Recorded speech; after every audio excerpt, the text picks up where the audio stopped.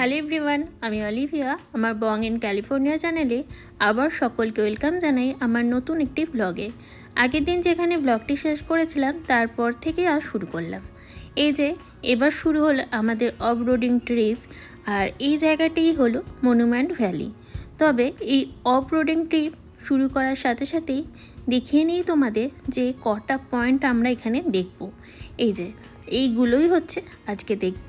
Total 11টা point আছে, জানি না কত দূর কতটা দেখা সম্ভব হবে। এই যে এটাই সেই রাস্তা। এতটা যে এই রাস্তাটা ধরে এলাম, সত্যি কথা বলতে জায়গাটি কিন্তু অসাধারণ সুন্দর। এর বর্ণনা কতটা করতে পারবো আমি জানি না, তবে দেখলে মনে হচ্ছে যেন ফেলে আসা ইতিহাসের কোনো এক সাম্রাজ্যে আমরা প্রবেশ করেছি। এই গোটা অফ রোড ট্রিপটা প্রায় 17 মাইল ড্রাইভ করতে হবে। এখানে একটা এন্ট্রি ফিজও আমাদের দিতে হয়েছে। জায়গাটি একমাত্র সকাল 8টা থেকে বিকেল 5টা পর্যন্ত খোলা থাকে, তবে লাস্ট এন্ট্রি টাইম হচ্ছে 2:30টার সময়। কারণ এই রাস্তা দিয়ে 17 মাইল ড্রাইভ করার পরে আসতে বেশ ভালোই সময় লাগবে, কারণ রাস্তার যে অবস্থা সেখানে খুব স্পিডে গাড়ি যাবে না, খুব স্লোতেই গাড়ি চালাতে হচ্ছে। এই রাস্তা ধরে খুব কম স্পিডে গাড়ি চালিয়ে ফিরে আসতে অনেকটাই সময় লাগবে, তাই মোটামুটিভাবে ট্রাই করতে হবে যেন আমরা 5টার মধ্যেই বেরিয়ে আসতে পারি। সেটা 5:30 হতে পারে, কিন্তু তার বেশি সময় লাগালে হবে না। এটা অফ রোডিং ট্রিপ বলেই এখানের এই রাস্তার হাল। এইটাই এখানে সবাই দেখছি এনজয় করছে খুব ভালো মতোভাবে। এখানে কোথাও রাস্তা উঁচু, কোথাও আবার নিচু, কোথাও রাস্তার মধ্যে গুঁড়ো বালি, কোথাও আবার খানাখন্দ। এই সব পেরিয়ে এগিয়ে যাচ্ছি আমরা সামনের দিকে। তবে আমরা যারা গাড়িতে বসে আছি তারা আরাম করে বসে থাকলেও মাঝে মধ্যে এমন দুলুনি খাচ্ছি যে সে আর বলার নয়। তবে আবার অনেকেই যাচ্ছে এখান থেকে হুটখোলা গাড়িগুলো ভাড়া নিয়ে। আমরা আমাদের গাড়িতেই সেফ মনে করলাম, তাই আমরা আমাদের গাড়িতে করেই যাচ্ছি। এখন কাছে একটি পয়েন্ট দেখব, যেটার নাম হচ্ছে 3 সিস্টার। দেখলে যেটাকে মনে হবে 3 বোন হাত ধরে দাঁড়িয়ে আছে। তবে এর আগে ছিল আর এক পয়েন্ট যেটার নাম ছিল এলিফ্যান্ট বুটে, কিন্তু আমরা যখন ফিরবো তখন সেই ভিউটা ভালোভাবে দেখতে পারবো, তাই এখন আর নেমে দেখলাম না। চলো এটা ভালো করে এনজয় করি। এই যে লেখাই আছে 3 সিস্টার, আর ওইটা দেখলে মনেই হচ্ছে যেন 3 বোন হাত ধরে দাঁড়িয়ে আছে। সত্যি মানুষের কি কল্পনা, তাই না?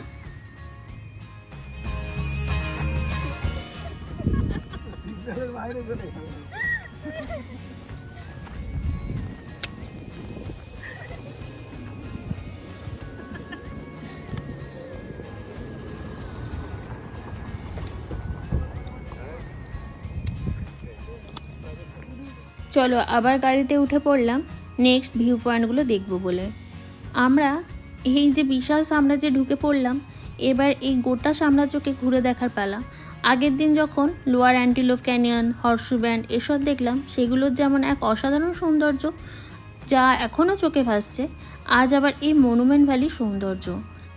আর এখন যে পয়েন্টে এলাম সেই পয়েন্টটার নাম হচ্ছে দ্য ক্যামেল বিউট। আর এটা দেখলে মনে হচ্ছে যেন এক মরুভূমিতে রোদে ক্লান্ত হয়ে গিয়ে একটি উট একটু জিরিয়ে নিচ্ছে। এই স্ট্রাকচারগুলো কিন্তু কেউ বানায়নি, প্রত্যেকটাই আবহাওয়ার দরুন তৈরি হয়েছে। নামটাও কিন্তু ঠিকঠাকই দিয়েছে, একটা উটের কুঁচ যেমন হয় সেরকমই লাগছে। এই জিনিসটার নাম যেমন টোটেম পয়েন্ট, তবে সেইভাবে বুঝে উঠতে পারলাম না জিনিসটা কি, তাই গাড়ি থেকে নেমে আর গেলাম না। এখান থেকেই আমরা ভিউটা দেখলাম। আর এই জায়গাটি দেখলে তো আমার মনে সেই ইতিহাসের আদিম যুগের কথা মনে পড়ছে, বা মিশরীয় সভ্যতার কথা মনে পড়ছে। এগুলো তো বড় বড় গুহা মনে হচ্ছে, এগুলো দু চোখ ভরে দেখেও যেন আঁচ মিটছে না। কি অসাধারণ সৃষ্টি সেটাই ভাবছি। তবে যখন এই ইতিহাসের কথাই এলো, তাহলে বলি একটু নেট ঘেঁটে দেখলাম এটি নাকি মানুষের অস্তিত্বের আগে একসময় নিম্নভূমির অববাহিকাই ছিল।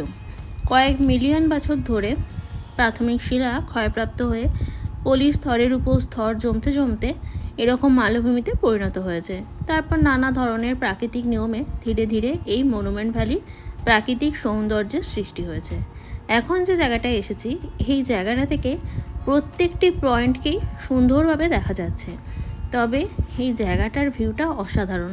খালি দু চোখ মিলে দিগন্ত বিস্তৃত এই মনুমেন্ট ভ্যালির সৌন্দর্য উপভোগ করার মতো এই জায়গাটি। এখান থেকে তো আমরা পুরো জায়গাটাই দেখলাম, কিন্তু এখনই কিন্তু নিজের চোখে কয়েকটা পয়েন্ট দেখা বাকি আছে। চলো সেগুলোই দেখি।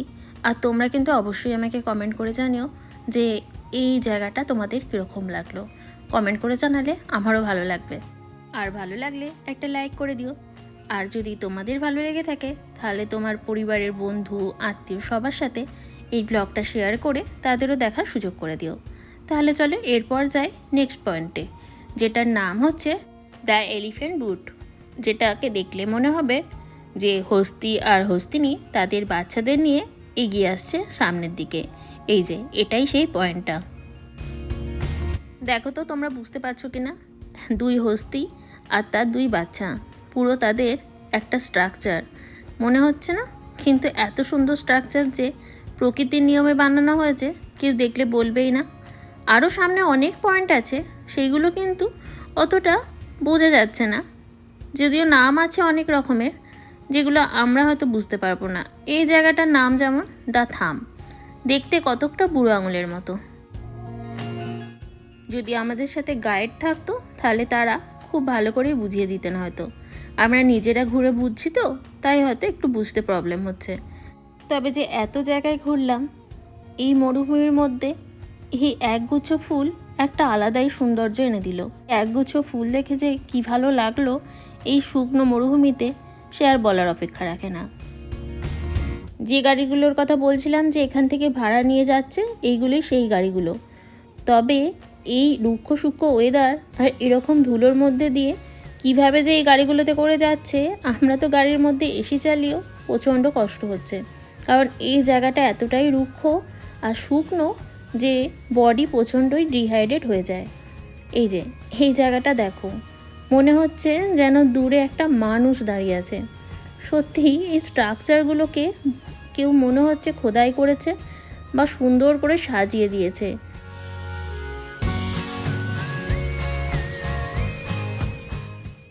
আমাদের অফ রোডিং ট্রিপ এখানেই কমপ্লিট হলো, আজকের মতো ইতি।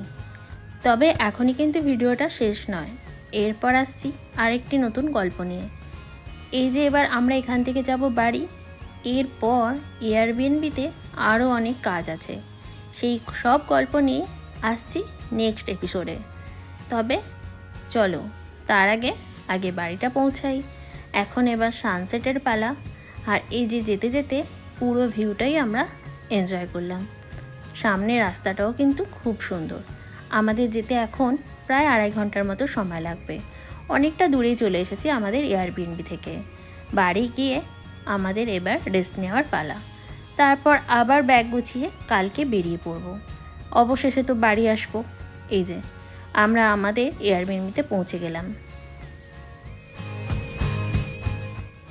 এরপর এলাম পরের দিন সকালে নেক্সট এপিসোড, যেখানে বলেছিলাম তোমাদের একটা গল্প বলবো। সেই গল্পটি হলো, আমরা যে এই এয়ারবিএনবি ছাড়ছি, দেখলে মনে হচ্ছে কি তোমাদের যে আমরা এই এয়ারবিএনবি 3 দিন ইউজ করেছি? না, সত্যিই মনে হবে না, মনে হচ্ছে যেন আজকেই ফার্স্ট এলাম আমরা এয়ারবিএনবিতে। এটাই এখানের নিয়ম যে পরিষ্কার করে দিয়ে যেতে হবে। তোমাদের সাথে আমি একটা ভিডিও শেয়ার করেছিলাম, যেটা আমরা বাড়ি চেঞ্জ করেছিলাম, তখন আমাদের বাড়ি যেমন চেঞ্জ করার সময় পুরো জিনিসটাই ক্লিন করে দিয়ে যেতে হয়েছিল। এখানে এয়ারবিএনবিরও তাই নিয়ম, বাড়ি ছাড়ার আগে পরিষ্কার করে দিয়ে যেতে হবে, কারণ আমরা ভুক্তভোগী। এর আগে একবার যখন আমাদের বন্ধুরা একটি জায়গায় গিয়েছিল, সেখানে এরকমই এয়ারবিএনবি নিয়েছিল, কিন্তু এক্সপিরিয়েন্স আমাদের ছিল না, সেই কারণে আমরা সেরকম জানতামও না এখানের এই নিয়মগুলোর কথা। তো সেই বন্ধুরা করেছিল কি, আমরা যেরকম হোটেল ছাড়ি যে ঘরগুলো অগোছলা থাকে সেইভাবেই এসেছিল, কিন্তু তাদেরকে একটা বেশ বড়সড় অ্যামাউন্ট ফাইন দিতে হয়েছিল। সেই এক্সপিরিয়েন্স থেকেই আমরা এবারে এয়ারবিএনবিতে সব ক্লিন করে এসেছি। কিচেন থেকে ঘর দেখলে কেউ বলবে না যে আমরা 3 দিন ইউজ করেছি। তাই নেক্সট টাইম ভুলেও রিস্কটা নিলাম না। তবে এই একবার যেহেতু শিক্ষা হয়েছে, আমরা হোটেলে গেলেও এইভাবেই ক্লিন করে আসি নিজেদের রুমটা। কে বলে যদি ফাইন দিতে হয়, কোথার যে কী নিয়ম জানা তো নেই, সেই কারণে সেফ সাইডে থাকাই ভালো, তাই না? তো অবশেষে আমরা নিজেরা নিজেদের ঘর ক্লিন করেই বেরোলাম। তাহলে চলো, আজকের মতো গল্প এখানেই শেষ। আরও একটা নতুন ব্লগ নিয়ে আসছি তোমাদের সাথে শেয়ার করতে। আমার ব্লগ যদি তোমাদের ভালো লেগে থাকে তাহলে অবশ্যই আমার এই বং ইন ক্যালিফোর্নিয়া চ্যানেলটি সাবস্ক্রাইব করে দিয়ে আমার পাশে থাকার অনুরোধ রইল। ভালো লাগলে একটা লাইক করে দিও। তাহলে চলো, আজকের মতো টাটা।